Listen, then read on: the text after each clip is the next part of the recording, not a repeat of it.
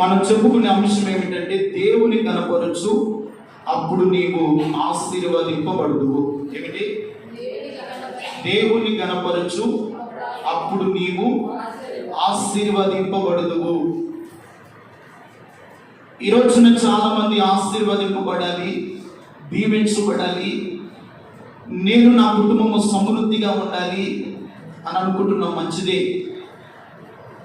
దేవుడు మనల్ని ఆశీర్వదిస్తాడు ఎప్పుడంటే దేవుని కనపరచు అప్పుడు ఆయన నిన్ను ఏం చేస్తాడు? ఆశీర్వదిస్తాడు. దేవుని కనపరచుకున్న ఆశీర్వదింపబడాలంటే అది కుదరని పని. చాలా మంది దేవుని కనపరచకుండా, దేవుని ఆరాధించకుండా కేవలము ఆశీర్వాదం కొరకు వచ్చేవారు చాలా మంది ఉన్నారు. వారి జీవితాల్లో ఎన్ని సంవత్సరాలు దేవుని మందిరానికి వచ్చినా ఏ ఆశీర్వాదాన్ని కూడా అనుభవించలేడు. ఎందుకయ్యా అంటే ఏశావు యాకోబు యొద్దకు వెళ్ళి అంటున్నాడు, ఒక్క ఆశీర్వాదమైన నాకు ఇవ్వు తండ్రి అంటున్నాడు. ఆ తండ్రి అన్నాడు, ఒక్క ఆశీర్వాదం కూడా నీకు ఇవ్వడానికి నా దగ్గర ఏది కూడా లేదునా. నీ తమ్ముడైన యాకోబు వచ్చి ఆశీర్వాదాలన్నీ కూడా తీసుకొని వెళ్ళాడు, ఇక నా దగ్గర ఆశీర్వాదం అనేది లేదు. చివరిగా మిగిలింది అన్ని శాపం వచ్చినారని నా యొక్క మిగిలినవి అని అన్నాడు. ప్రియమైన వాళ్ళరా, ఈ రోజున దేవుని కనపరచు తప్పనిసరిగా దేవుడి మాసము చివరిలో మీ కుటుంబాలు ఆశీర్వదింపబడును గాక, దీవింపబడును గాక. ఒక చిన్న వాక్యం చదువుకున్నాం. సమూయేలు రాసినటువంటి మొదటి గ్రంథము, సమూయేలు రాసినటువంటి మొదటి గ్రంథము 2వ అధ్యాయము 30వ వాక్యాన్ని చదువుకున్నాం. నీ ఇంటి వారును నీ పితరుల ఇంటి వారును నా సన్నిధిని యాజకత్వము జరిగించుదురని యెహోవా ఆజ్ఞ ఇచ్చి ఉన్నాను. ఇప్పుడు అది నా మనస్సునకు కేవలము ప్రతికూలమాయను. ఇశ్రాయేలు దేవుడైన యెహోవా సెలవించుచున్నాడు. కావున యెహోవా వాక్కు ఏదనగా, ఈ మాట వినండి, నన్ను గణపరచు వారిని నేను గణపరచుదును, నన్ను తృణీకరించిన వారు తృణీకారం పొందుదురు. ప్రార్థన చేసుకున్నాం. మహాపరిశుద్ధుడైన దేవా, చదివిన వాక్య భాగాన్ని దీవించి కొద్ది నిమిషాలు మీరు మాతో మాట్లాడండి. నీ మాటలు జీవము కలిగినవి, నీ మాటలు పరిశుద్ధమైనవి, నీ మాటలు మా జీవితాలు సరిచేయగలిగినవి. నీ మాటల చేత ఈ దినమన మీరు మాతో మాట్లాడండి. నిలబడిన మీ సేవకుడు వట్టివాడు బలహీనుడు కనుక మీరు మరుగు చేయండి. మీ ఆత్మతో నింపి కొద్ది నిమిషాలు నీ బిడ్డలకు అర్థమయ్యే రీతిలో మీరు మాట్లాడి మీ నామమునకు మహిమ తెచ్చుకోమని, సమస్త విధములైన ఆటంకాలను అయిపరించి పరిశుద్ధాత్ముడా మా మధ్యలో మీరు సంచరించి మాతో మాట్లాడి మమ్మల్ని బలపరిచి ఈ స్థానం నుండి మమ్మల్ని ఆశీర్వాదకరంగా నడిపించమని యేసు నామమున ప్రార్థన చేస్తున్నాము తండ్రి. ఆమేన్. హల్లెలూయా. దేవునికి మహిమ కలుగును గాక. జాగ్రత్తగా దేవుని వాక్యాన్ని కొద్ది నిమిషాలు మనం విన్నాం. దేవుని కనపరచు అప్పుడు నీవు ఆశీర్వదింపబడుదువు. మనం చదువుకున్న ఈ మొదటి సమూయేలు రాసినటువంటి గ్రంథము ఈ 2వ అధ్యాయము 30వ వచనములో ఒక సేవకుడు, ఒక దైవచరుడు కనబడతాడు. అతని పేరు ఏలి. ఎవరంట? ఏలి. ఏలి ఇంటి వారితోనూ ఇశ్రాయేలుల పితరులతోనూ దేవుడు వారికి ఇచ్చిన యాజక ధర్మము చాలా జాగ్రత్తగా చేయాలని దేవుడు ఏలి కుమారులతో దేవుడు మాట్లాడుతూ వచ్చాడు. దేవుడు ఆజ్ఞాపించిన సంగతులు వారు అనుసరించలేని స్థితిలో ఉన్నారు.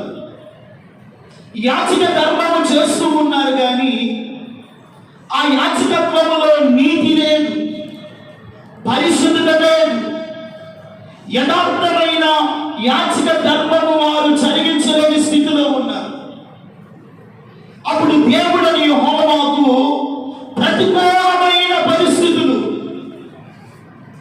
ఒక ప్రతికూలమైనటువంటి స్థితి వారిలో కనబడింది. అందుకనే దేవుడు వారితో మాట్లాడుతున్నాడు, నన్ను ఘనపరచు వారిని నేను ఘనపరుస్తాను, నన్ను తృణీకరించిన వారిని నేను వారు తృణీకారం పొందెదరు. ఈ రోజున నువ్వు ఆశీర్వదింపబడాలి, నువ్వు దీవించబడాలి అంటే మొదటిగా మనం చేయవలసింది దేవుణ్ణి ఘనపరచాలి. ఎవరిని ఘనపరచాలి? దేవుణ్ణి ఘనపరచాలి. మన కుటుంబం ద్వారా కానీ, మన ఆత్మీయ జీవితము ద్వారా కానీ, దేవుడు మనకిచ్చిన సమస్తమైన ఈవుల ద్వారా కానీ, దేవుడు మనకిచ్చిన సమయము ద్వారా కానీ దేవుని మనం ఏం చేయాలంట? ఘనపరచాలి. దేవుని వాక్యం అంటుంది, నన్ను ఘనపరచు వారిని నేను ఘనపరుస్తా. ఈరోజు నా దేవుడు ఈ మాటలు ఎందుకు మనకు నేర్పించగలుగుతున్నాడంటే, ఈ సంవత్సరం చివరిలోకి మనం రాబోతున్నాం. బహుశా ఇంతకాలం దేవుని ఘనపరచలేని స్థితిలో ఉన్నట్లయితే, దేవుని ఘనపరచుకున్న ఆశీర్వదింపబడలేని స్థితిలో ఉన్నట్లయితే, ఈ మాసము చివరిలో దేవుని ఘనపరిచి మీరు ఆశీర్వదింపబడాలని దేవుడు ఉద్దేశము కలిగి ఉన్నాడు. హల్లెలూయా. కాబట్టి దేవుని ఘనపరిచినప్పుడు దేవుడు మనల్ని ఘనపరుస్తాడు. మన కుటుంబాన్ని, మన బిడ్డలను దేవుడు ఏం చేస్తాడంట? ఆశీర్వదిస్తాడు. దేవుని ఘనపరచకుండా ఆశీర్వదింపబడాలి అనుకొనడం నీ భ్రమ. దేవుని ఘనపరచకుండా ఆయన సన్నిధిలో ఉన్న సమృద్ధిని, మేలును, ఆరోగ్యాన్ని పొందుకోవాలనుకునేది నీ యొక్క స్వకీయమైన ఆలోచన. ఆలోచించండి. రోమా పత్రికలో ఉంటాడు, 1వ అధ్యాయంలో, వారు దేవుని ఎరిగియు ఆయనను దేవునిగా మహిమపరచలేదు. మరియు వారు దేవుని ఎరిగియు ఆయనను దేవునిగా ఏం చేయలేదంట? మహిమపరచలేదు. ఆయనకు కృతజ్ఞతాస్తుతులు చెల్లింపలేదు.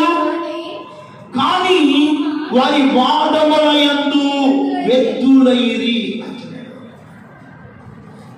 ఇక్కడ ఏలి కుమారుడు కూడా దేవుడు మనకి యాజక ధర్మం ఇచ్చాడు.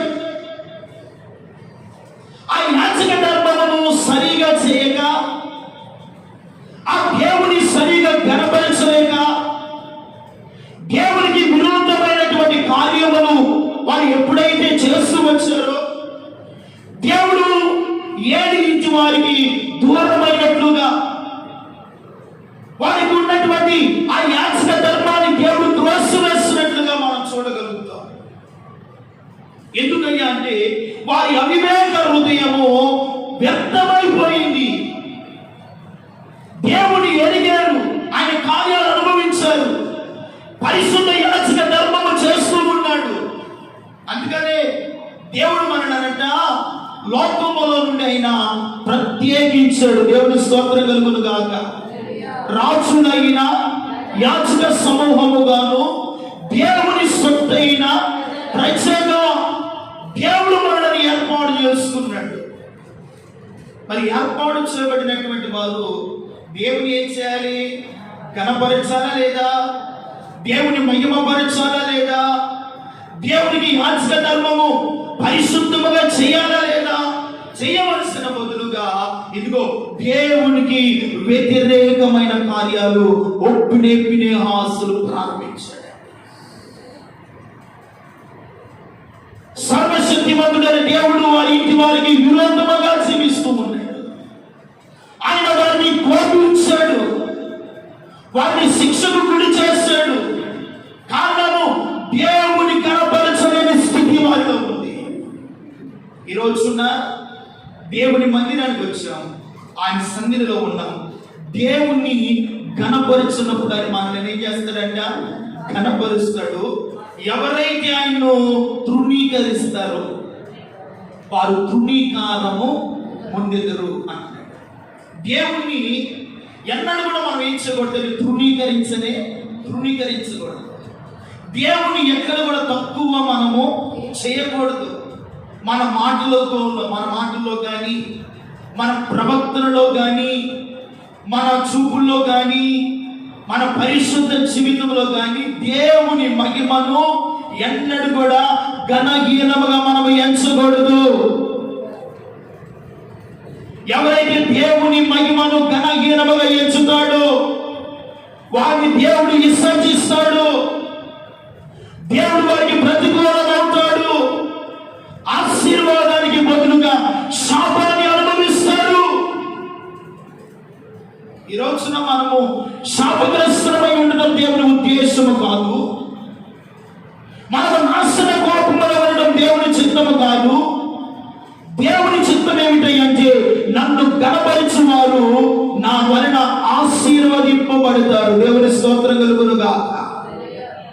అందుకనే మలాకి గ్రంథంలో ఒక మాట రాయబడింది. 1వ అధ్యాయము 6వ వాక్యాన్ని చదువుకుంటే, కుమారుడు తన తండ్రిని గణపరచును కదా, దాసుడు తన యజమానుని గణపరచును కదా. ఇదిగో నా నామమును నిర్లక్ష్య పెట్టు యాజకులారా, నేను తండ్రినైతే నాకు రావలసిన ఘనత ఏమాయను. వినండి. నేను మీకు తండ్రినైతే నాకు రావలసిన ఘనత ఏమాయను. ఆయన మనకి ఎవరంట? తండ్రి. మరి తండ్రిని ఘనపరిచిన మనము ఆయనకు రావలసిన ఘనత ఏమవుతుంది? నా నామమును నిర్లక్ష్య పెట్టు యాజకులారా. యాజకులు అనబడుతున్న ఏలి ఇంటి వారు ఆయన నామాన్ని ఏం చేశారు? నిర్లక్ష్యము. ఈ రోజున యాజకులు నిర్లక్ష్యము చేస్తూ ఉన్నారు. దేవుని సంఘమును నిర్లక్ష్యం చేస్తుంది. నాకు రావాల్సిన ఘనత, నా తండ్రికి చెందవలసిన ఘనత ఏమవుతుంది? దేవుడు మనల్ని ప్రశ్నిస్తున్నాడు. ఈరోజు మనం ఆయనకు కుమారులమైతే, ఆయనకు మనకు కుమార్తెలమైతే మన తండ్రికి రావాల్సిన ఘనత మన ద్వారా ఏమి రావాలి? ఘనత రావాలిగా. ఆయన మహిమను ఆరోపించాలిగా. ఆయనకు మనము కుమారులను కుమార్తెలమై ఉన్నాము కనుక దాసుడు యజమానిని కనపరుస్తూ ఉన్నాడు, కుమారుడు తండ్రిని కనపరుస్తూ ఉన్నాడు. నా నామమును నిర్లక్ష్య పెట్టు యాజకులారా, నాకు రావాల్సిన ఘనత ఏమవుతుంది?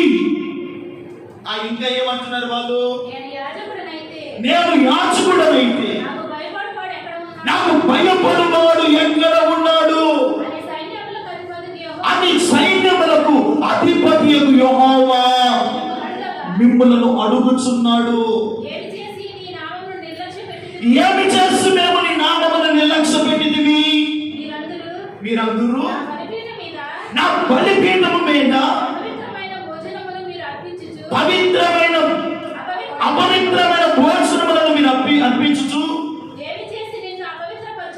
ఏమి చేసి మిమ్మల్ని అపవిత్రపరిచుదుమని మీరందరూ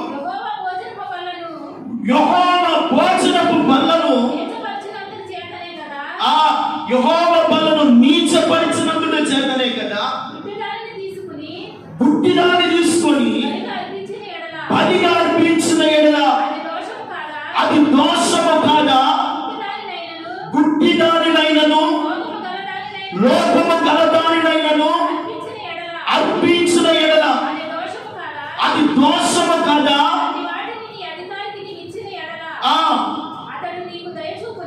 అతడు నీకు ఎలాగూ దయ చూపిస్తాడు, ఎలాగూ నిన్ను అంగీకరిస్తాడు అని యెహోవా మిమ్ములను అడుగుచున్నాడు. దేవునికి మహిమ కలుగును గాక. ఆయన అడుగుచున్నాడు మనల్ని ఈ రోజున, నేను మీకు తండ్రినైతే నాకు రావలసిన ఘనత మీ ద్వారా రావలసిన ఘనత ఏమవుతుంది? నా నామమును యాజకులు నిర్లక్ష్యం చేస్తున్నారు. వారు నా సన్నిధిలో నా బల్ల మీద అపవిత్రమైన భోజనం అర్పిస్తున్నారు, నీచమైన వాటిని అర్పిస్తూ ఉన్నారు, పుట్టిదానిని అర్పిస్తూ ఉన్నారు. అది దోషము కదా అని అంటున్నాడు. ఈ రోజున మీరు ఆశీర్వాదింపబడాలి అంటే, దీవింపబడాలి అంటే, దేవుని సమృద్ధిని నీవు నీ బిడ్డలు నీ ఇంటి వారు అనుభవించాలి అంటే, దేవుని సన్నిధిలో ఉన్నటువంటి మనము, దేవుని ఎరిగిన మనము దేవునిగానే ఎల్లప్పుడూ కనపరచుదుముగాక. ఎల్లప్పుడూ కనపరచాలి. తండ్రిని రావలసిన మహిమను ఆయన అర్పించాలి. ఇదిగో మన ఆత్మీయ జీవితంలో దేవుడు మన ఇంటి వారిని, నీ కలిగిన సమస్తమును ఆయన దీవించాలి అంటే, ఇదిగో కుంటిదానినైనను గుడ్డిదానినైనను రోగము గలదానినైనను అర్పింపకూడదు. అర్పిస్తేనంట అది దోషము, అది పాపము. యెహోవా మిమ్మల్ని అడుగుచున్నాడు. అలా కనిపిస్తే మీరు ఎలా ఆశీర్వదింపబడతారు? మీరు ఎలాగూ దీవింపబడతారు? ఎలాగూ సమృద్ధిని మీరు అనుభవించగలుగుతారు? ఈ రోజున దేవుని కనపరచు, అప్పుడు నీవు ఆశీర్వదింపబడతావు అని మాటకు నిదర్శనం ఏమిటయ్యా అంటే, ఆయన తండ్రి అయి ఉన్నాడు, మనం ఆయనకు కుమారులమై ఉన్నాము. ఆయనకు రావాల్సిన ఘనత మన ద్వారా ఆయనకు ఎల్లప్పుడూ రావాలి. ఆయన కల్పించే అర్పణము పరిశుద్ధమైనదై ఉండాలి. హల్లెలూయా. నిర్దోషమైనదై ఉండాలి, శ్రేష్టమైనదై ఉండాలి. నీకు కలిగిన దాంట్లో ఉన్నతమైన ఆశీర్వాదకరమైనది కలిగినది దేవునికి ఇచ్చే స్థితిలో ఉంటే, దేవుడు నీకు ఏది కూడా తక్కువ చేయడు. హల్లెలూయా. ఏది తక్కువ చేయడు. ఈరోజు నాకు ఫలాన్ని తక్కువవుతుందండి, ఫైనాన్షియల్గా నేను తక్కువ స్థితిలో ఉన్నాను, నేను దీవింపబడలేని స్థితిలో ఉన్నాను, నా బిడ్డలకు ఒక ఉన్నతమైన భవిష్యత్తు లేని స్థితిలో ఉన్నారు. కారణము, నీకు కలిగిన దానితో దేవుని కనపరచు. దేవుడు నిన్ను అప్పుడు బహుగా ఆశీర్వదిస్తాడు. దేవుని స్తోత్రం కలుగునుగా. ఏలి కుమారులు ఆయన తండ్రి అయి ఉన్న దేవునికి యాజక ధర్మం చేస్తున్నారు, కానీ ఆయనకు రావాల్సిన ఘనత వారి ద్వారా రాకపోవటాన్ని బట్టి దేవుడు వారికి ఏమైపోయాడంట? ప్రతికూలమైపోయాడు. ఒకవేళ నీ కుటుంబానికి దేవుడు ప్రతికూలం అవుతున్నాడేమో ఆలోచించు. దేవుని కనపరచలేని స్థితిలో ఉన్నావేమో, దేవుని మహిమను అనుభవించలేని స్థితిలో ఉంటున్నావేమో, దేవునికి నీ ద్వారా రావాల్సిన ఘనత, మహిమ, ప్రభావములు ఆయనకు ఆరోపించలేని స్థితి నీలో ఉందేమో. ఆలోచించి ఒకసారి పరీక్షించి, అయ్యా నా మాటల ద్వారా, నా స్థితి ద్వారా కొన్ని సందర్భాలు నీకు రావాల్సిన ఘనతను నేను నీకు అర్పించలేకపోయాను, నిన్ను గణపరిచే స్థితి నాకు కావాలి అని ఒక తీర్మానంతో దేవుని సన్నిధిలో మీరు ప్రార్థన చేయండి.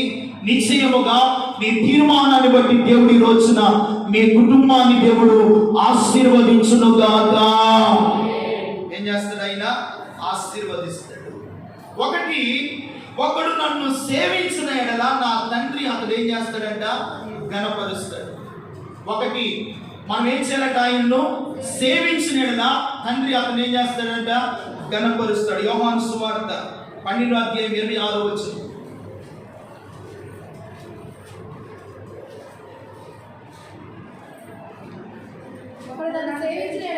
ఒకడు నన్ను సేవించిన ఎడల నన్ను వెంబడింపవలెను.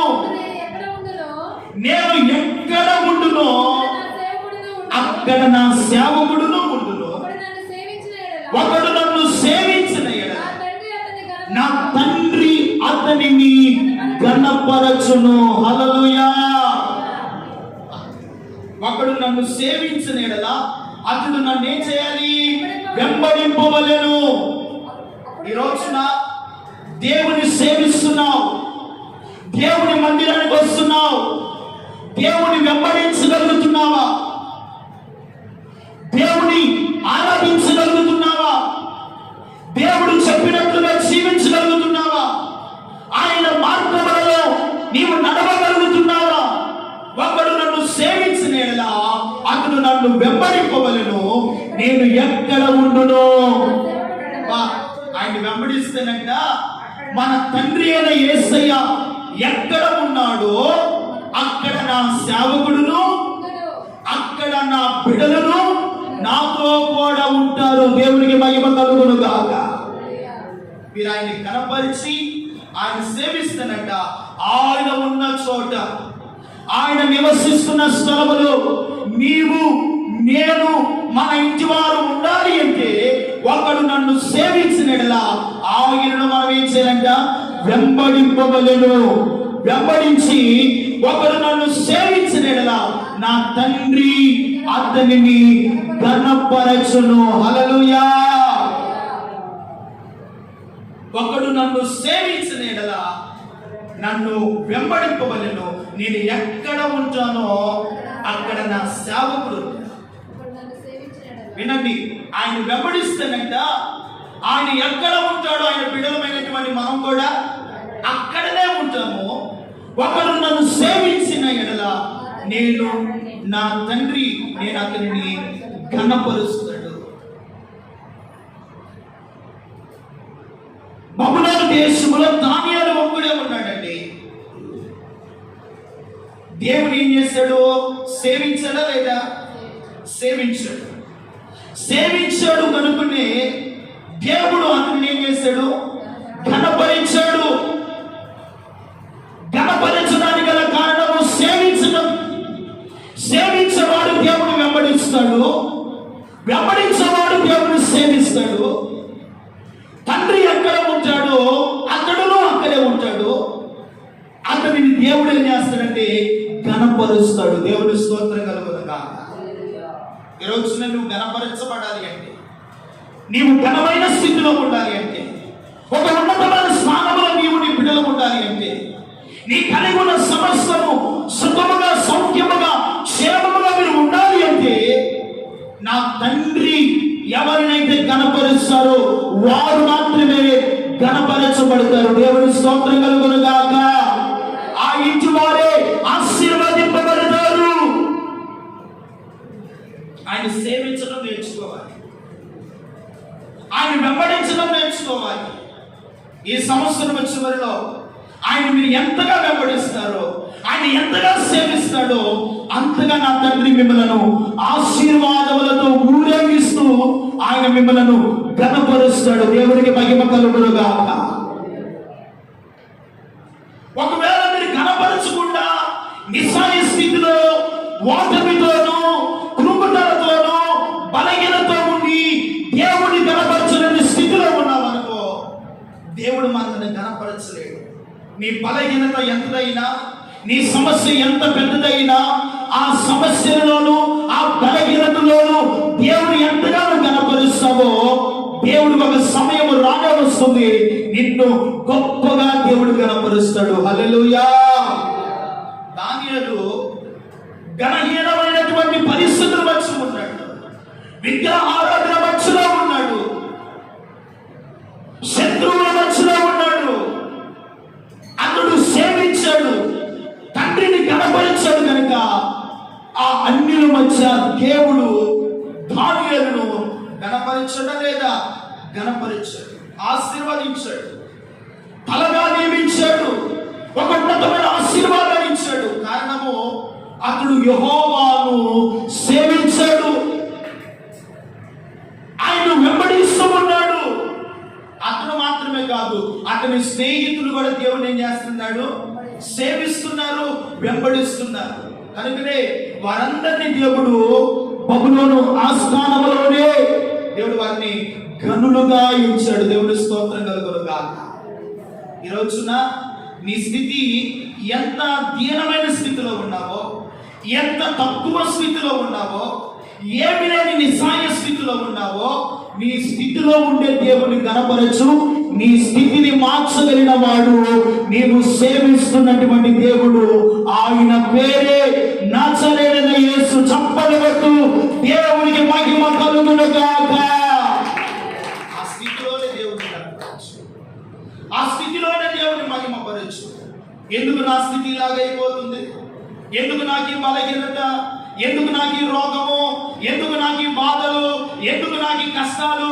ఎందుకు నాకు ఈ శోధనలని? ఆ శోధన వచ్చే కుమిలిపోవద్దు. ఆ శోధన వచ్చే దేవుని కనపరచు. ఆ శోధన వచ్చే దేవుని మహిమపరచు. శోధన నుండి తప్పించుటకు నీవు ఆరాధిస్తున్న దేవుడు సమర్థుడైనటువంటి దేవుడు. ఎవరైనా సమర్థుడైనటువంటి దేవుడు. అందుకని ఒకడు నన్ను సేవించిన యెడల నా తండ్రి అతన్ని కనపరుస్తాడు. ఒప్పునే ఫినెహాసులు దేవుని కనపరచవలసిన వారు దేవుని గొప్పతనాన్ని గలహీనముగా ఇచ్చారండి. అందుకని దేవుడు వారికి ప్రతికూలమైపోయారు. దేవుని సన్నిధిలోని త్రోసివేయబడ్డారు. దేవునికి విరోధముగా కోపము రేపించారు. దేవుడు ఎంతగా ఆశీర్వదిస్తాడో ఆయన కనపరచకపోతే అంతగా మనల్ని ఏం చేస్తాడు? ఆయన కోపగిస్తాడు. అంతగా ఆయన మనల్ని శిక్షిస్తాడు. ఆయన శిక్షకు, ఆయన ఉగ్రతకు గురి కాకుండా ఉండాలి అంటే సదాకాలము మనము, మన ఇంటి వారు, మన సంఘ బిడ్డలు దేవుడిని ఎల్లప్పుడూ మనము కనపరచుదుము గాక. ఎల్లప్పుడూ కనపరచాలి.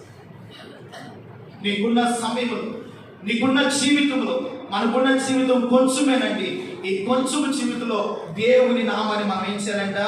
కనపరచాలి. అందుకని యోహాను సువార్త 17వ అధ్యాయం 24వ వచనంలో కూడా అంటాడు. 24వ వచనం, తండ్రి నేను ఎక్కడ ఉండునో అక్కడ నీవు నాకు అనుగ్రహించిన,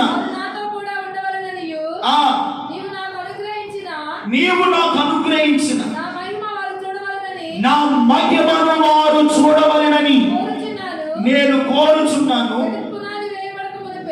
జగతికి పునాది వేయబడక మునిపే నీవు నన్ను ప్రేమించితివి. హల్లెలూయా. ఒకడు నన్ను సేవించిన యెడల, ఒకడు నన్ను వెంబడించిన యెడల నేను ఎక్కడ ఉంటానో అక్కడను నా సేవకుడు ఉంటాడు. నన్ను సేవించు వారందరూ అక్కడే ఉంటారు. వారందరూ నా మహిమను చూచున్నట్లుగా. హల్లెలూయా. ఏం చూచున్నట్లుగా? దేవుని మహిమను చూచున్నట్లుగా. ఇంతకాలము దేవుని మందిరానికి వస్తున్నా, దేవుని మహిమను చూస్తున్నా. దేవుని తేజస్సు ఎప్పుడైనా చూసావా? దేవుని యొక్క స్వరూప దర్శనాన్ని ఎప్పుడైనా చూసావా? మోషే అంటాడు, నీ మహిమను నాకు కనపరచు ప్రభు అంటున్నాడు. ఏమంటాడు? నీ మహిమను నాకు కనపరచు ప్రభు అంటున్నాడు. ఆయన సేవించు వారంట ఆయన మహిమను చూస్తారంట. దేవునికి మహిమ కలుగును గాక. ఆయన మహిమను చూసేవారమైంద. ఇప్పుడు ఫినెహాసులు ప్రారంభంలో మహిమను చూశారు. ఎప్పుడైతే దేవుడు వారికి ప్రతికూలమయ్యారో మహిమను కోల్పోయారు. ఏమైపోయారండి? మహిమను కోల్పోయారు. ఏ మహిమ అయితే వారి ముందో, ఏ మహిమ చేతైతే నింపబడి యాజక ధర్మము చేశారో ఆ మహిమను వారిలో నుండి పోగొట్టుకున్న తర్వాత, దేవుడు వారికి దూరమైన తర్వాత వారి ద్వారా దేవుడు ఏ కార్యాలు కూడా జరిగించలేదు. ఈ రోజున ఆయన వెంబడిస్తున్న నీ జీవితంలో ఆయన ఉన్న స్థలంలో నీవు ఉండాలి, నీ ఇంటి వారు ఉండాలి, నీ బిడ్డలు ఉండాలి, మన సంఘము ఉండాలి అంటే ఆయన మహిమను మనము చూడాలి అంటే ఆయనను మనం ఏం చేయాలంట? ఘనపరచాలి. ఏం చేయాలంట? ఆయన మనము ఘనపరచాలి. మన సమయము ద్వారా దేవుని ఘనపరచాలి. నీకు కలిగి ఉన్న దాని ద్వారా దేవుని ఘనపరచాలి. దేవుడు నీకు ఇచ్చిన దాంట్లో దేవునికి ఇచ్చి మనం ఏం చేయాలంట? ఘనపరచాలి. అప్పుడు దేవుడు మిమ్మల్ని ఏం చేస్తాడు? ఆయన ఆశీర్వదిస్తాడు, ఘనపరుస్తాడు. దానియేలును దేవుడు ఘనపరచున్నట్లుగా, యోసేపును దేవుడు కనపరిచినట్లుగా మన జీవితాలు కూడా దేవుడు ఈ రోజున కనపరించాలని, ఈ రోజున మనల్ని ఆశీర్వదించాలని, మన కుటుంబాలు ఒక ఘనమైన స్థితిలో ఉండాలని ప్రభు ఆరాటపడుతుండగా దేవుని బిడ్డలారా ఆయన సేవిద్దాం. ఆయన సేవించిన వాడు ఆయన వెంబడిస్తాడు. ఆయన వెంబడించిన వారిని దేవుడు ఏం చేస్తాడంట? ఘనపరుస్తాడు. దేవుని స్తోత్రం కలుగునుగాక. మీరు ఎంతగా దేవుని మాసంలో దేవుని వెంబడిస్తారో, నీకున్న ఇన్ని సమయం కన్నా కూడా, నీకున్నటువంటి ఎన్ని పనులకైనా కూడా వాటిని పక్కన పెట్టి దేవుని వెంబడించండి. దేవునితో ప్రయాణం చేయండి. దేవునితో అడ్డుకట్టబడి ఉండండి. దేవునితో పెనవేసుకొని నడవండి. నిశ్చయముగా ఆయన ఘనపరిచే బిడ్డలను ఆయన సియోనుల నుండి ఆశీర్వదించునుగాక. ఆయన ఆశీర్వదిస్తాడు. రెండవ పాయింట్ ఏమిటంటే ఆయన నామమును ఎరిగిన వారిని ఆయన ఘనపరుస్తాడు. దేవుని స్తోత్రం కలుగునుగాక. ఏమన్నంట? ఆయన నామమును ఎరిగిన వారిని ఆయన ఘనపరుస్తాడు. 91వ కీర్తన 14వ వచనం, అతడు నన్ను ప్రేమించుచున్నాడు గనుక నేను అతన్ని తప్పించదును, అతడు నా నామమును ఎరిగిన వాడు గనుక నేను అతనిని ఘనపరచుదును. దేవునికి మహిమ కలుగునుగాక. అతడు నా నామమును ఎరిగిన వాడు గనుక నేను అతనిని ఘనపరుస్తాను. దావీదు ఎవరి నామాన్ని ఎరిగిన వాడు? దేవుని నామము బలమైన నామము అని ఎరిగాడు కనుకునే సమస్యలలో పడిపోలేదు, శత్రు మధ్య ఓడిపోయాడు, శోధన మధ్య నిలబడ్డాడు. సమస్య ఎంత పెద్దదైనా దేవుని ప్రేమిస్తూ ఉన్నాడు. అన్ని విషయాల్లో దేవుడు దావీదును తప్పిస్తూ వచ్చాడు. దేవునికి స్తోత్రం కలుగునుగాక. ఈ రోజున నీవు దేవుని ఎంతగా కనపరుస్తావో నీ పరిస్థితులన్నింటిలో దేవుడు నీ రోగములో గాని, నీ సమస్యలో గాని, నీ ఇబ్బందుల నుండి, నీవు ఎదుర్కొన్న ప్రతి సాధనలో నుండి ఈ రోజున దేవుని కనపరిస్తే దేవుడు మిమ్మల్ని తప్పించునుగాక. ఏం చేస్తాడు? ఆయన తప్పిస్తాడు. ఆయన నామాన్ని ఎరిగిన వారిని దేవుడు ఏం చేస్తాడంట? ఘనపరుస్తాడు. ఎక్కడండి? ఎక్కడ దావీదు? ఎక్కడ సింహాసనం? ఎక్కడ గొర్రెల దొడ్డిలో ఉన్నవాడు? ఎక్కడ రాజ అంతఃపురంలో ఉన్నాడు? ఆలోచించండి. మన స్థితి ఏదైనా ఆ స్థితిలో ఉండే దేవుని ఘనపరచు. ఒక సమయం వస్తుంది, ఆ స్థితి నుండి దేవుడు ఒక ఉన్నతమైన స్థానంలో దావీదును నిలబెట్టినట్లుగా, ఒక ఉన్నతమైన పరిస్థితులు దావీదునకు అనుగ్రహించినట్లుగా, ఎక్కలేని ఎత్తైన కొండ మీద నిలబెట్టినట్లుగా, నీవు ఆయన నామాన్ని ఎరిగిన నీవు అన్ని విషయాలలో దేవుని ఘనపరచు. దేవుడు తప్పనిసరిగా తన ఆశీర్వాదములతో మిమ్మలను ఘనపరచునుగాక. ఆయన ఘనపరుస్తాడు. నీకున్న సమస్యల నుండి ఆయన తప్పిస్తాడు, విడిపిస్తాడు. రోగమైన ఆయన బాగు చేస్తాడు, ఇరుకైనా విడిపిస్తాడు, ఇబ్బంది అయినా తొలగిస్తాడు. ఏమి భయపడవద్దు. ఆయన నామాన్ని ఎరిగిన వారిని దేవుడు ఏం చేస్తాడంట? ఘనపరుస్తాడండి. అందుకని యెహోవా నామము బలమైన దుర్గం అంటున్నాడు. యెహోవా నామము ఉన్నతమైనది అంటున్నాడు. అందుకని నీతిమంతులు అందులోనికి ప్రవేశించి వారు సురక్షితముగా నివసించదురుగాక. ఆయన నామాన్ని ఎరిగారు. అందుకని దావీదును శత్రువు ఎన్నోసార్లు చంపాలనుకున్నాడు, కానీ దేవుడు ఏం చేశాడు? తప్పించడం లేదా? తెప్పించాడు. ఈ రోజున శత్రువైన సాతానుడు ఎన్నో సందర్భాల్లో అగ్ని వంటి బాణాలు మన మీద విసిరేయడం లేదా? విసిరేడు ఎన్నో బాణాలు. కొన్ని బాణాలు తగిలిని, కొన్ని బాణాలు పక్కకు వెళ్ళి, కొన్ని బాణాలు గురి తప్పిని. వాటన్నిటిలో నుండి ఒకవేళ సూటిగా తగిలిన ఆ బాణములన్నిటిని కూడా దేవుడు విడిచివేశాడు. హల్లెలూయా. అగ్ని బాణాలన్నిటిని విడిచివేశాడు. అపవాది వేసిన ప్రతి శోధనని తప్పించాడు ఆయన. ఎందుకంటే తెలుసా? ఇంకా నీవు ఆయన ఘనపరుస్తావు, ఇంకా ఆయన నామాన్ని మహిమపరుస్తావని, ఇంకా నా సన్నిధిలో నీతిగా బ్రతుకుతావని, ఇంకా నా నామాన్ని ఎరిగిన నీవు నన్ను గొప్ప చేస్తావని ఆయన తప్పించాడు, కాపాడు. కాబట్టి దేవుడు బిడ్డారా, దావీదును ఎన్నో సందర్భాల్లో ఎన్నోసార్లు దేవుడు తప్పించాడు. కనుకనే ఆయన నామాన్ని ఎరిగాడు. కనుకనే ఎరిగిన దేవుణ్ణి అంతగా మహిమపరిచాడు. దేవుని స్తోత్రం కలుగును గాక. మనం ఎరిగాం కానీ ఆయన ఏం చేయలేదు, కనపరచలేకపోతున్నాం, మహిమపరచలేకపోతున్నాం. దేవునికి ఇవ్వాల్సిన ప్రాధాన్యత దేవునికి ఇవ్వలేకపోతున్నాం. దేవునికి ఇవ్వాల్సిన ప్రార్థన చేసుకునే సమయాన్ని దేవునికి ఇవ్వలేకపోతున్నాం. వాక్యము ధ్యానించే సమయాన్ని దేవునికి ఇవ్వలేకపోతున్నాం. దేవుడి సన్నిధిలోనికి వచ్చి ఆయన ఆరాధించలేని సమయాన్ని దేవునికి మనం ఇవ్వలేకపోతున్నాం. అందుకే దేవుడు కొన్ని సందర్భాల్లో మన కుటుంబానికి దేవుడు ప్రతికూలం అవుతున్నాడు, శోధనల మధ్య నడిపిస్తున్నాడు, సమస్యలు మనకు వస్తున్నాయి. కారణం ఏమిటంటే దేవుని మనం ఏం చేయాలంట, ఘనపరచాలి. మన ప్రభువు అయిన యేసుక్రీస్తు వారు కూడా ఆయన ఘనపరచడండి. తండ్రిని ఏం చేస్తాడు, ఆయన్ని ఘనపరచాడు. యోహాను సువార్త, చేయుటకు నీవు నాకు ఇచ్చిన పనిని బట్టి నేను నిన్ను ఘనపరచను అంటున్నాడు. దేవుని స్తోత్రం కలుగును గాక.